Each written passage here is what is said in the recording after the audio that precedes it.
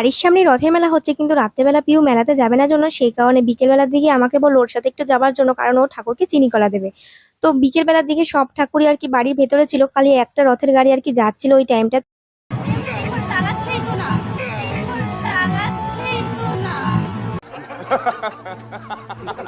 রথের গাড়িটা অনেকক্ষণ ধরে আস্তে আস্তে যাচ্ছিল, তো তো আমি তখনই পিউকে বললাম যে তুমি একটু এগিয়ে গিয়ে ঠাকুরের কাছে চিনি কলাটা দিয়ে এসো।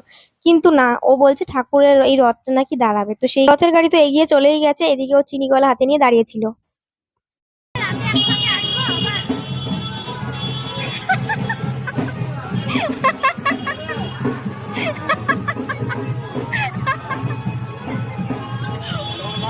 রথ চলে গেছে।